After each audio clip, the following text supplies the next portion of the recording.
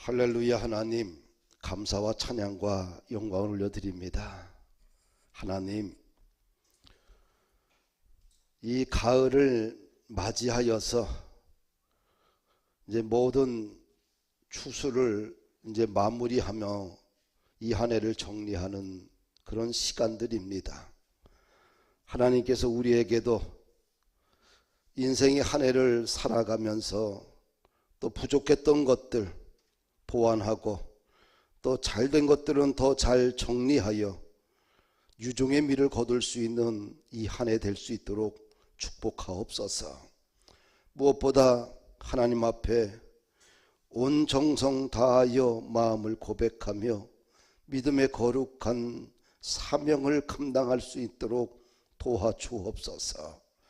이 땅에는 차별금지법을 비롯한 동성애 법들을 또 국회에서 통과하여 나라의 질서와 가정의 근본 가치와 교육의 가치를 흐트러놓고자 하는 무리들이 참 많습니다.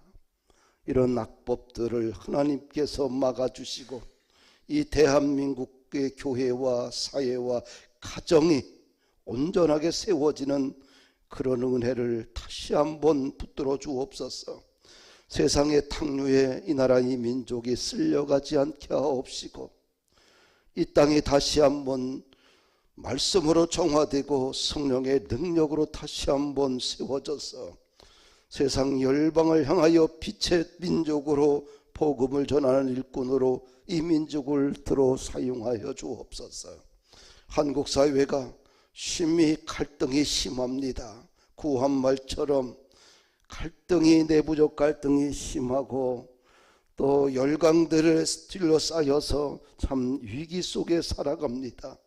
그럼에도 불구하고 하나님이 이 땅의 교회를 사랑하시고 이 땅의 성도들을 사랑해 주셔서 우리의 안전을 지켜주시고 우리의 삶을 지켜주시고 우리의 그래도 이 어둠 속에서 빛을 발할 수 있도록 지켜주시고 깨어서 기도하며 예비하는 수많은 무리들을 기억하시는 하나님 아버지, 다시 이 땅을 긍휼히 여겨주시고 이 땅을 회복시켜 주옵소서.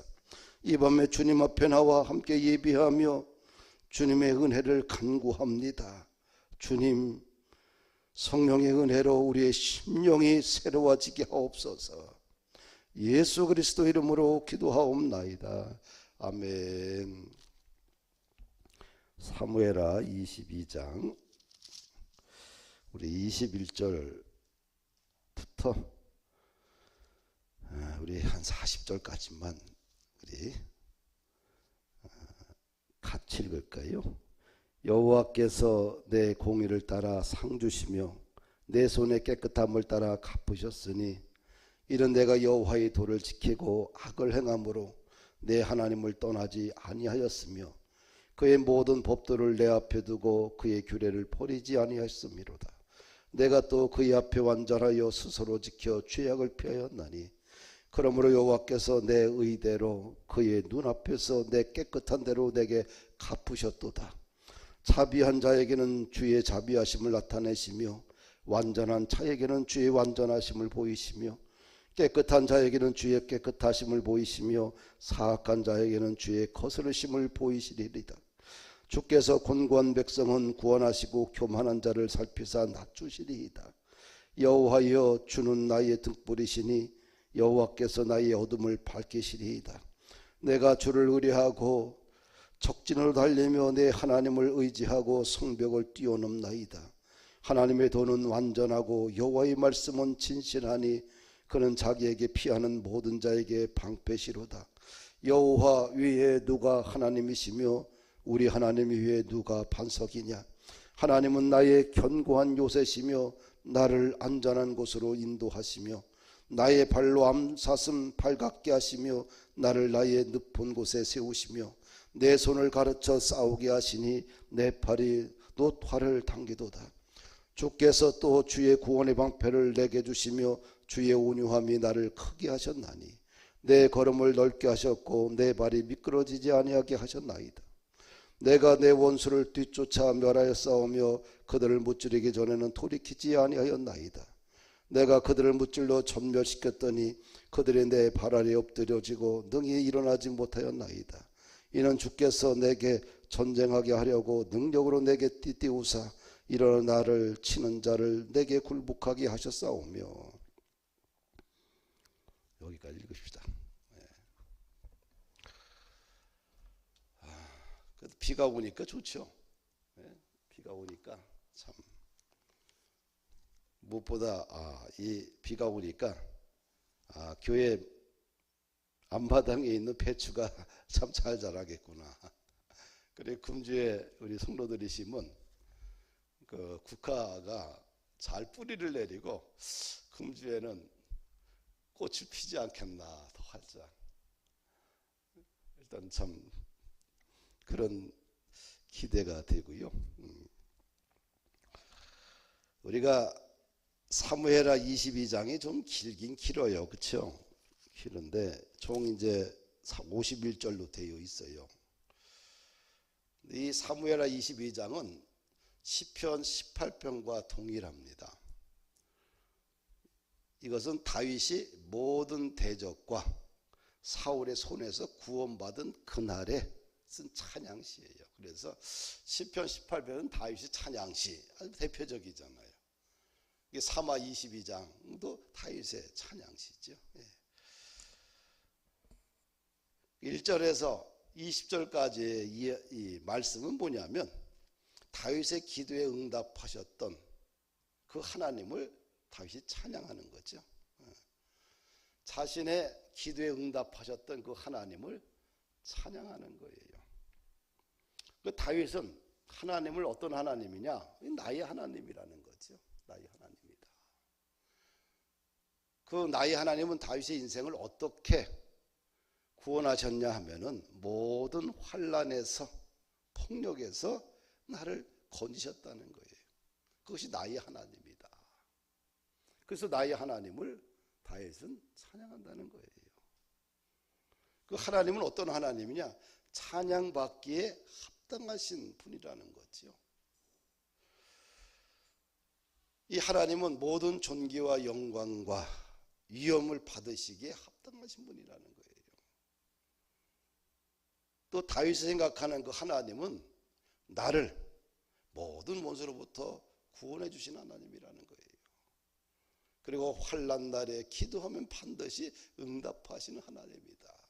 그 하나님을 자신은 찬양한다는 거예요.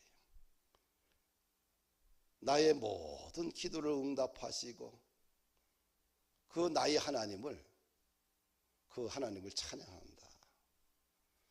그리고 오늘 21절부터 46절까지 전체 다 있는데요. 여기에 중심 테마는 상을 주시는 하나님이라는 거예요. 상을 주시는 하나님.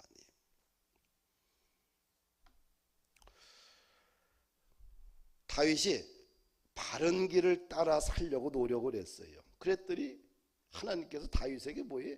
상급을 베푸셨다는 거예요. 앞부분에서는 모든 환난 가운데서 기도했더니 응답하시는 하나님을 찬양한다는 거죠. 그것이 나의 하나님이라는 거예요. 또 21절부터 46절까지 이 찬양은 어떤 찬양이냐? 바르게 살았더니 다윗이 바르게 살았더니 하늘에서 하나님께서 상급을 주신 하나님이에요. 상을 주시는 하나님이라는 거예요.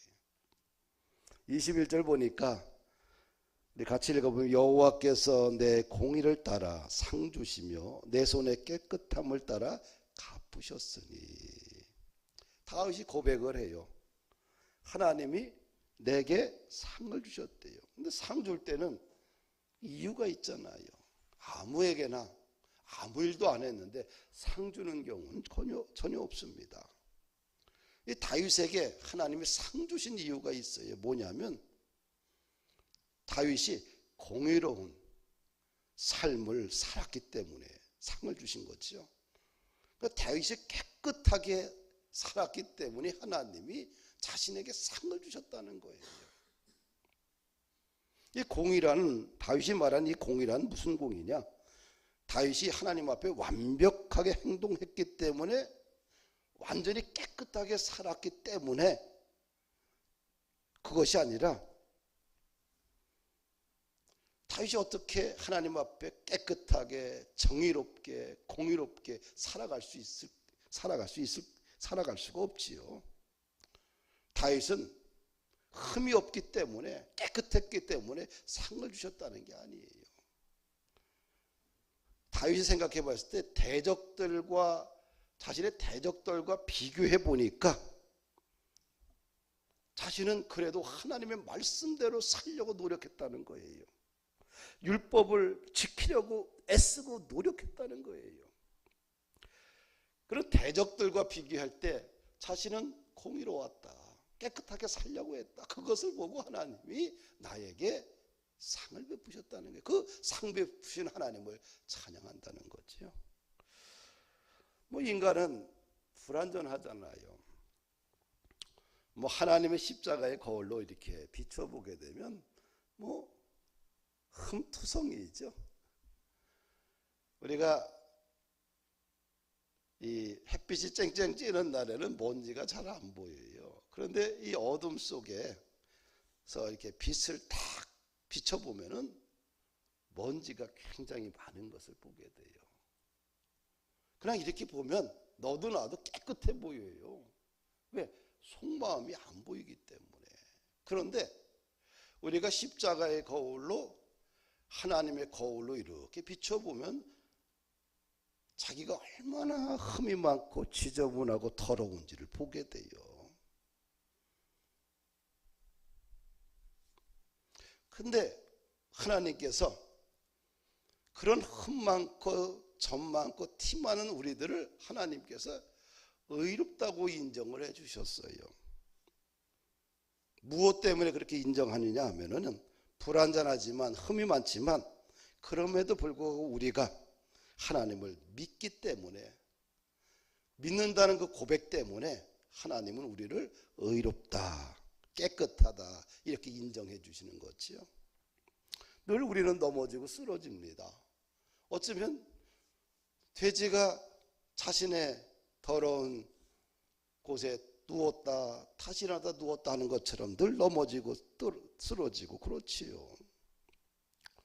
하나님의 표준에서 살펴보면 너무도 뒤떨어져 있지요. 그럼에도 불구하고 우리가 뒤돌아 십자가를 보고 다시 예배의 자리에 나오고 다시 기도의 자리에 나오고 다시 말씀을 붙들고 다시 보면서 하나님 앞에 꺽꺽 울면서 주님 앞에 나가면 우리 하나님 뭐예요? 우리를 의롭다 이렇게 인정하는 거지요.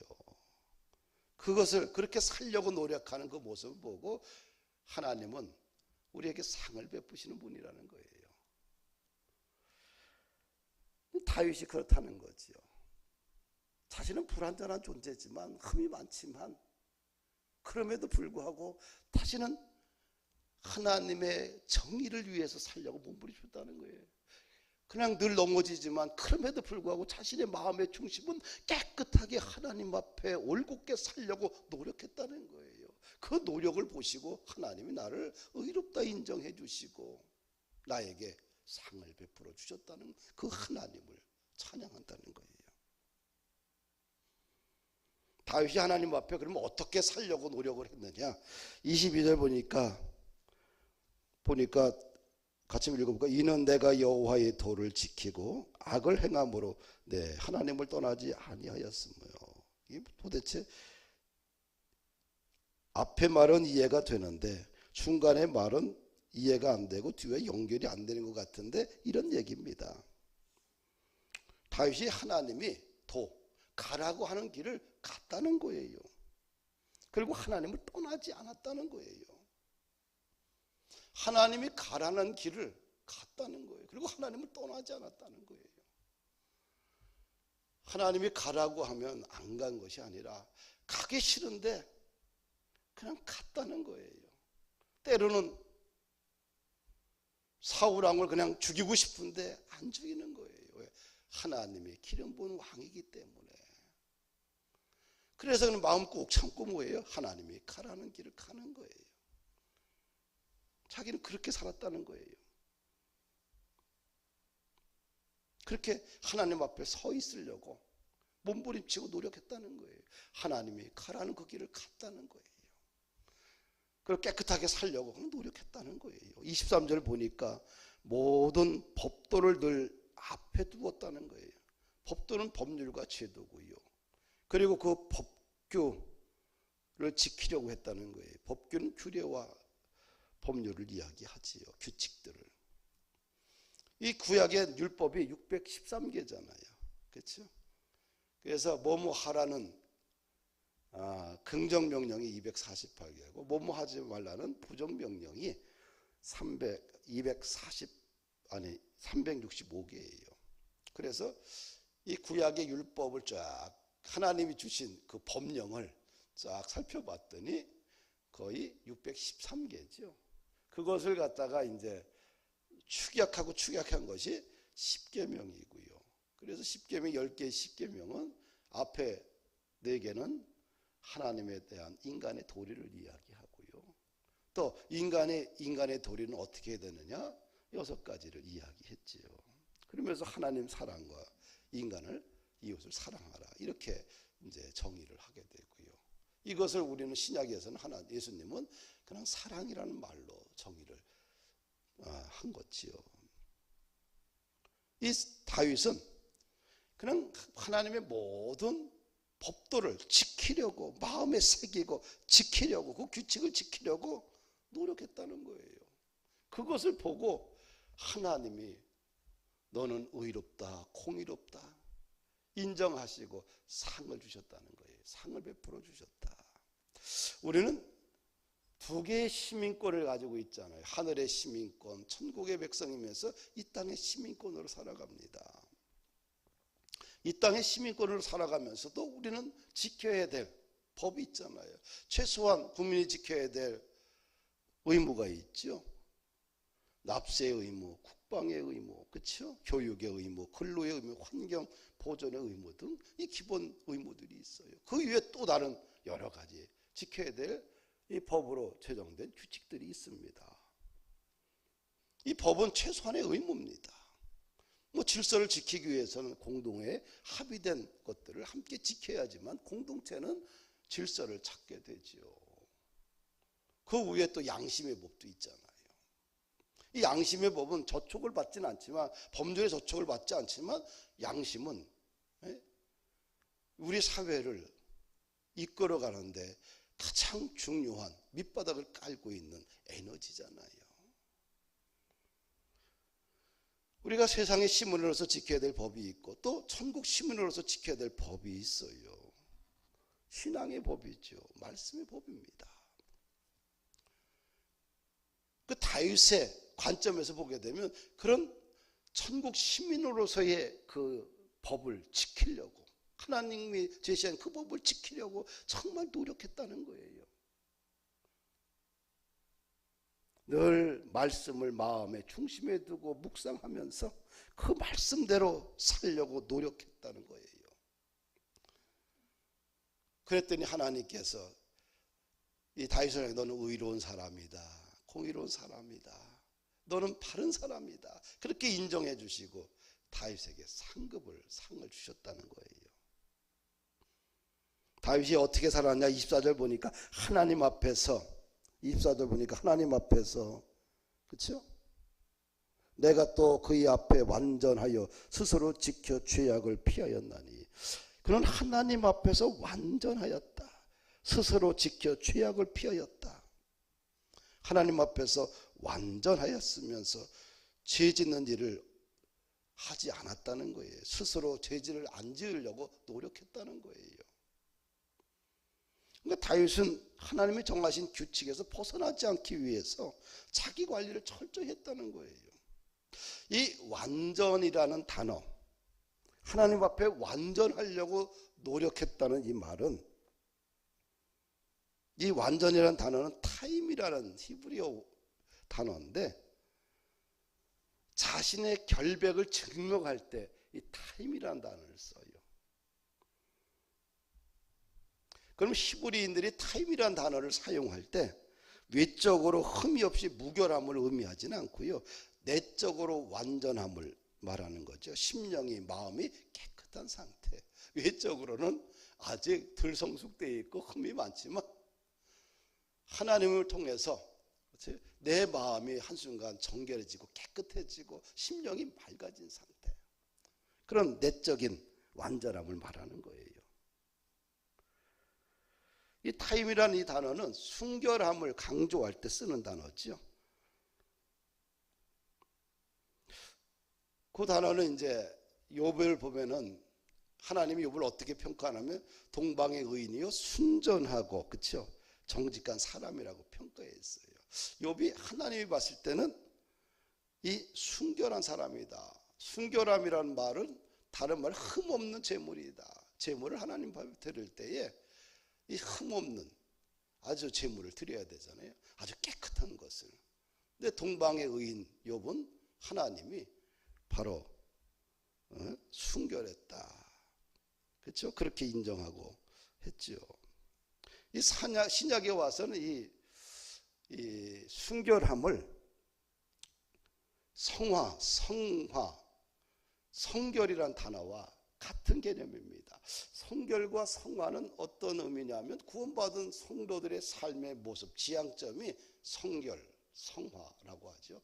깨끗하게 거룩하게 살아가는 삶의 모습을 이야기합니다. 그래서 신약의 우리 백성들은 신부잖아요. 신랑을 맞이할 준비를 해야 되는데, 그럼 신부는 어떻게 준비하냐? 거룩한 세마포 옷을 입어야 되는, 세마포는 뭐예요? 깨끗하잖아요. 청결하잖아요. 그렇죠? 그리고 신부는 기본적으로 어떻게 해야 돼요? 깨끗하고 청결해야 돼요. 그럴 때 그 단어를 갖다가 우리는 탐이라는 단어를 써요. 타임이라는 단어. 그래서 이 다윗은 하나님이 정하신 규칙에 벗어나지 않기 위해서 자기 관리를 철저히 한 거예요. 하나님 앞에서 흠없이 살면서, 완전하게 살면서 죄 짓는 일이 없도록 스스로를 지켰다는 거예요. 자기 관리를 철저히 했다는 거예요. 신부가 신랑을 맞이하기 위해서 자기 관리를 하잖아요. 그렇죠? 결혼을 앞에 두고 자기 관리를 하잖아요. 몸가짐도, 그렇죠? 옷 맵시도, 행동도, 언어도 신랑을 맞이하기 위해서 자기 관리하잖아요. 우리가 재림 예수님을 맞이하기 위해서 어떻게 해야 돼요? 우리 신부 되는 우리 성도들은 거룩한 세마포 옷을 입고 자기 관리를 해야 되잖아요. 그것이 성결이고, 장로교는 성하고, 이것이 정직함을 이야기하고 순결함을 이야기하고, 그래서 자신의 결백함을 증명하고 살아가는 것이 우리 성도입니다. 이 성도는 끊임없이 하나님 앞에, 사람들 앞에서 나는 거룩한 신부다, 나는 성도다, 성도임을 증명하고 살아야 돼요. 그렇죠? 세상 사람들 앞에서, 교회 앞에서, 일터에서, 가정에서, 또 하나님 앞에서. 다윗이 이렇게 사는 거예요. 그랬더니 하나님께서 다윗에게 상을 베풀어 주시는 거잖아요. 이 다윗은 하나님 앞에서 이 내적으로나 외적으로나 완전하려고 노력을 했지요. 흠없게 살려고 노력을 했고요. 늘 하나님의 말씀을 염두에 두고 살았고요. 하나님을 의식하며 살았죠. 이것이 다윗의 신앙이에요. 이런 모습을 하나님이 다윗을 좋아하는 거예요. 다윗을 하나님이 왜 좋아해야 되냐? 이런 모습이에요. 하나님 앞에서 늘 의식하며 살았고요. 때로는 무너지고 쓰러지지만 그럼에도 불구하고 하나님 앞에 눈물로 꺽꺽 울면서 하나님 앞에 나가고 하나님을 염두에 두고 의식하고 살아가는 것. 그렇게 살았더니 하나님이 다윗을 좋아할 수밖에 없지요. 또 우리 25절 말씀 한번 읽읍시다. 그러므로 여호와께서 내 의대로 그의 눈앞에서 내 깨끗한 대로 내게 갚아주셨도다. 이 다윗이 여호와 앞에서 아주 공의로, 그렇죠? 그 다음에 여호와 앞에서 깨끗한 대로 살려고 했더니 하나님이 갚아주셨다는 거예요. 이 다윗의 이 신실함을 보시고 하나님이 그에게 상 주신 거예요. 갚아주신다는 거예요. 야, 너가 그렇게 마음에 하나님을 향해서 깨끗하게 살려고 몸부림치구나. 네가 나와 동행하려고 몸부림치고 있구나. 늘 하나님을 의식하며 살고 있구나. 그것을 아신 하나님이 다윗의 인생을 갚아주신 거예요. 그래서 신실하게 살면, 또 신실하게 살면 하나님이 우리 인생을 보고 갚아주셔요. 이게 다윗의 고백입니다. 우리가 세상 살아갈 때에 기독교인으로 그런 가치로 살면 손해본다 그래요. 세상 사람들은 속이고 사기치고 그러는데, 만약에 기독교적인 가치를 가지고 만약에 세상에서 사업을 하게 되면 우리는 멍청한 사람이 되고 망할 것이라고 이야기해요. 그렇지 않아요. 정직한 기업은 사람이 인정을 해요. 지금은 SNS가 발달돼서 정직한 기업의 정직한 상품과 정직한 리더를 보게 되면 사람들이 그 밑에 뭐예요? 댓글을 남겨요. 그것이 일파만파로 가요. 근데 부정직한 리더, 이 말한 거와 제품이 다르고 눈속임을 하는 회사는 하루아침에 문 닫아요. 그렇죠? 얼마나 무서운 세상인지 모릅니다. 정말 정직한 제품, 정직한 리더가 정직한 제품을 만들고 손해가 보더라도, 회사의 이익이 적더라도 고객들을 향한 그 순전하고 깨끗한 신실한 마음을 가지고 하면 반드시 고객들은 알아요. 왜? 지금은 인스타도 있고요, 또 페북도 있고요, 또 블로그도 있고요. 사람들이 소통하는 것이 전 세계적으로 다 소통이 돼요. 근데 현대를 살아가면서 그런 거 안 하고서 어떻게 살까? 우리 교인들 잘 안 하지, 그렇죠? 워낙 신실해가지고 언제 하나님만 바라보고 살아서. 나는 열심히 잘합니다. 우리 교회에서 나만 열심히 하는, 나만 잘하는 것 같아, 그렇죠? 우리 교회 성도들은 워낙 신실하시고 워낙 겸손하시고 세상과 탐싸고 오직 그냥 하나님 주신 삶의 자리에서 열심히 사는데, 때로는 우리는 이제 이 대한민국이라는 이 사회에 살면서 때로는 자신의 생각을 표현할 수도 있어야 돼요. 그렇죠? 예. 정치인들이 정치를 잘못하면 뭐 곧다 그 댓글을 남길 수 있지요. 그렇게 참여하는 거예요. 좋은 회사가 있으면, 좋은 리더가 있으면 그 밑에 댓글로 우리가 참여해서 그 좋은 일을 하는 사람을 더 칭찬해주고 격려해주고 그 일을 더 잘할 수 있도록. 친복이 항상 금은 아니겠죠. 조금 100년 이상 살아가는데 세상 돌아가는 거가 조금 더 있죠. 친숙해지면 좋지 않겠나. 내가 이번에 저 서울시 교육감을 이렇게 보면서 진짜 이 조전혁 씨를 내가 몇 번 만났잖아요. 같은 모임에서 늘.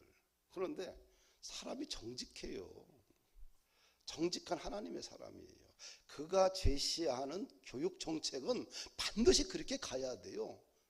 이 땅에 좌파든 우파든 똑같이 생각을 해. 근데 결과는 어떻게 나왔어요? 쳤어요. 5% 이상. 내가 또 우리 선교사님에게도 보낸 적이 있어요. 봤더니 거기는 내가 가봤더니 늑다리만 있어. 근데 진보 쪽 교육감 쪽에는 다 젊은 애들이 포진해 있어요. 이거는 게임이 안 되는구나. 내가 보면서 이 게임은 졌다라고 생각을 했어요. 일주일 전에도 봐도 이 조전혁 씨가 나와서 자기가 유튜브에 나온 걸 보면 하루가 지나도 50회를 안 넘어. 그럼 되겠어요? 안 되는 거예요. 네이버든 다음이든 일면에 광고를 해야 되고요. 많은 지지자들이 그 사람의 유튜브에 올라오면 바로 순식간에 그 밑에다가 좋아요 누르고 쫙 댓글을 남겨서 이것이 수천 페이지 넘어가 줘야 돼. 이것이 무브먼트가 돼야 되는데 하루가 지나도 무엇이.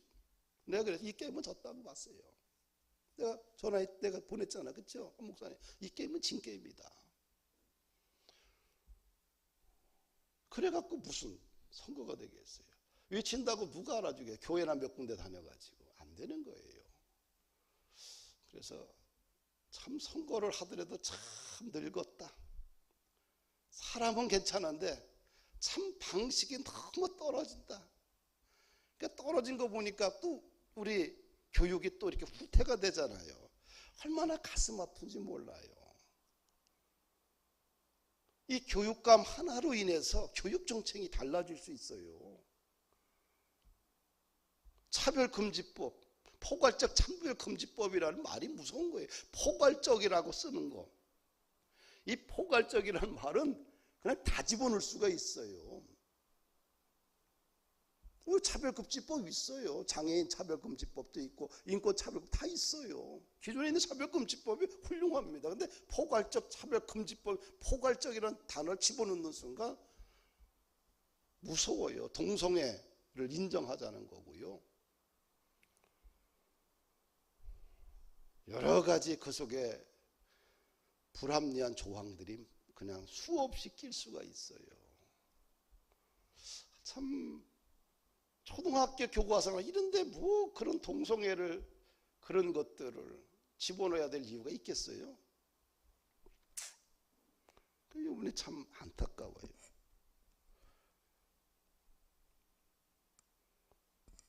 하여튼 뭐 때문에 그런지 하여튼 그렇습니다. 네, 하나님 앞에서 다윗은 뭐예요? 신실하려고 노력을 했어요. 근데 그 신실한 모습을 보고 하나님이 갚아주셨어요.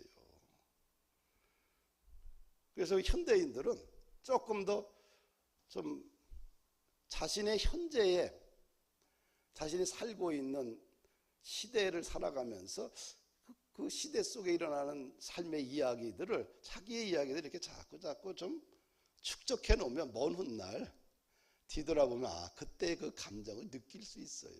얼마나 좋은지 몰라요. 저는 뭐 벌써 십몇 년 전부터 하고 시작했는데 페북에 보면 내 인생에 중요한 것들이 거기 다 있어서 뜰 때마다 그때 그런 거 있구나. 우리 교회에 저기 앞에 있는 저런 나무를 심었을 때 그 기쁨들, 조그만 나무들을 그때 다 짜인 거 그때의 감정을 다 글로 실으면서 그 모든 것들이 중요한 것들은 다 담겨져 있는데 그러면서 그때를 이제 추억하게 됩니다.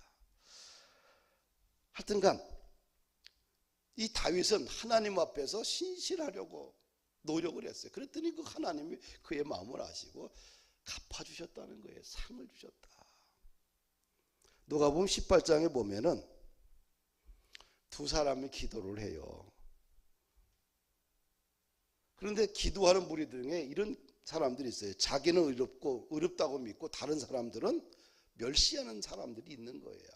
그러면서 예수님이 비유를 들어요. 바리새인과 세리가 예배당에 가서 성전에 가서 기도를 했다는 거예요. 근데 바리새인은 어떤 기도를 하느냐? 난 다른 사람과 다릅니다. 하나님.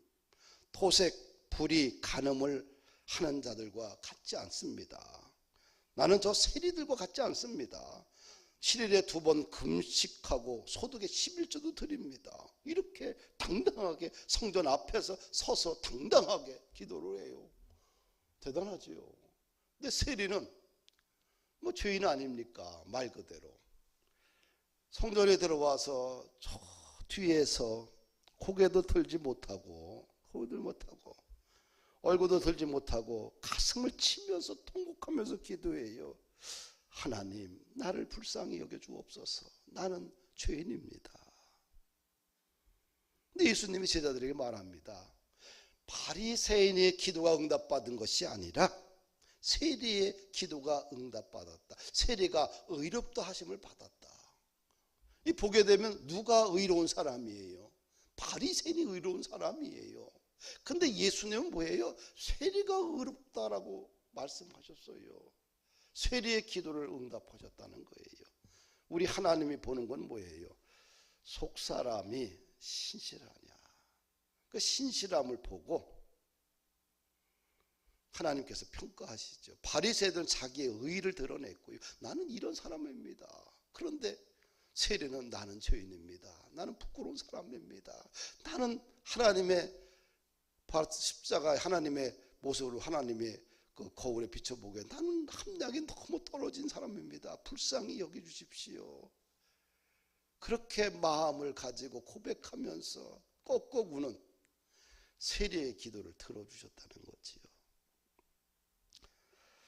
하나님은 신실한 기도자의 기도를 들어주신다는 거지요.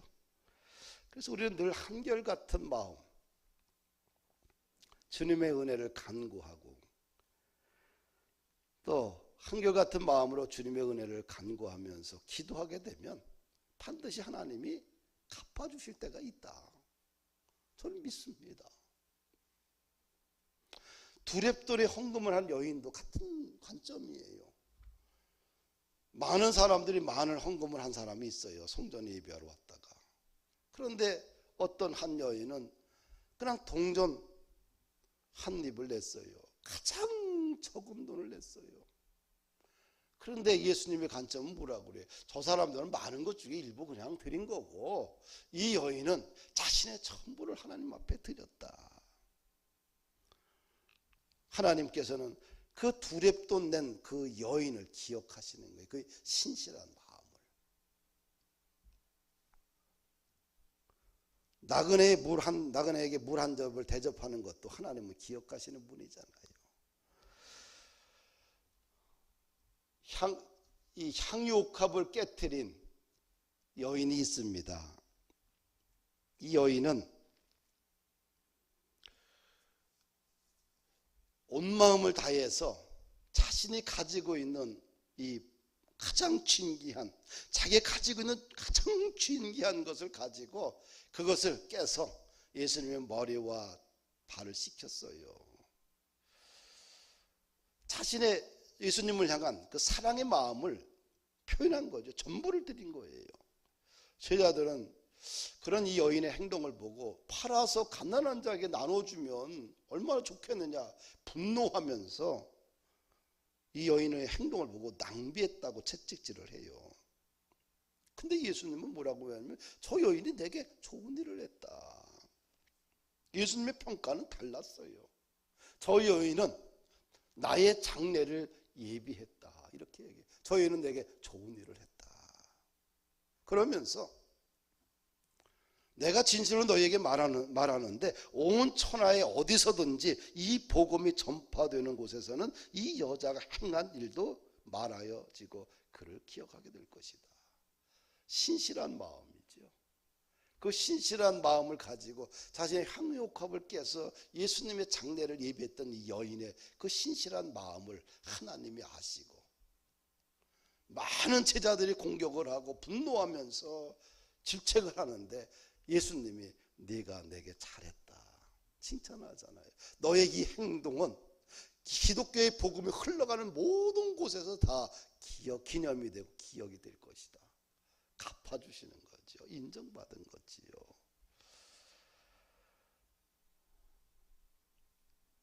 이 하나님은 이 다윗의 일관성이 있고 또 의로운 선한 마음을 하나님은 좋아하신 거예요. 그래서 다윗의 인생을 갚아주신 거예요. 다윗의 모든 고난에서 끄집어내시고 건져주시고 또 대적들로부터 지켜주시고 이 상을 갚아주신 거잖아요. 다윗은 목동에 불과하잖아요. 형제들 속에서도 인정받지 못했어요. 그런데 하나님께서 그 쟁쟁한 형들을 다 제쳐버리고 막내인 다윗에게 기름을 부어주시고 다윗에게 이스라엘의 2대 왕으로 그를 세워주시고 통일 왕국을 형성시켰어요. 왜?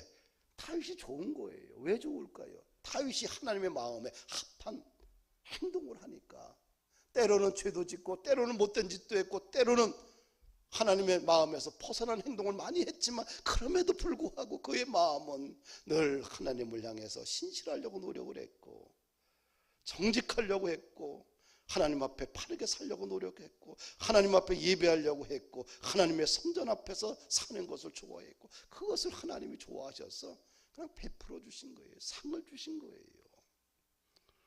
26절과 46절에 보면 이 다윗을 향한 하나님을 향한 다윗의 마음이 너무 아름다우니까 하나님이 이런 곳에서 통해서 하나님이 다윗의 인생을 축복해 주신 것에 대해서 다윗은 이제 찬양하는 것이 기록되어 있죠. 그래서 46절까지는 26절부터 46절까지는 이런 놀라운 은혜를 주신 하나님을 찬양하는 것으로 이렇게 다윗이 쓰고 있어요. 말씀을 마칩니다. 하나님의 마음에 들으면 된다.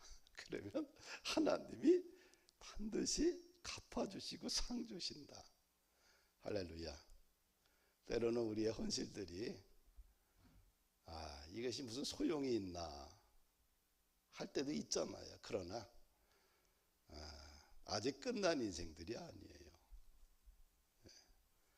순례자의 길, 나그네의 길을 끝까지 완주해서 천국 가는 것이 승리하는 길이에요. 잠깐 반짝거렸다가 쓰러지는 인생이 되지 말고 어떻게 돼요? 끝까지 순례자의 길을 완주하고 나그네의 길을 완주해서 우리의 본향인 천국에 다 입성하는 것, 그것이 최고로 승리하고 성공하는 길이에요. 그리고 그뿐만 아니라 그렇게 마음을 가지고 살면 반드시 우리는 하나님이 우리 인생에 상을 주시고 다윗의 인생을 들어 세웠던 것처럼 우리의 인생을 들어주시고 우리의 교회의 미래도 들어주시고 우리의 가정도 하나님께서 반드시 세워주실 것이다. 할렐루야. 그렇게 믿고 신실하게 오늘 이 밤에도 하나님을 찬양하기를 원합니다. 우리 찬송할까요?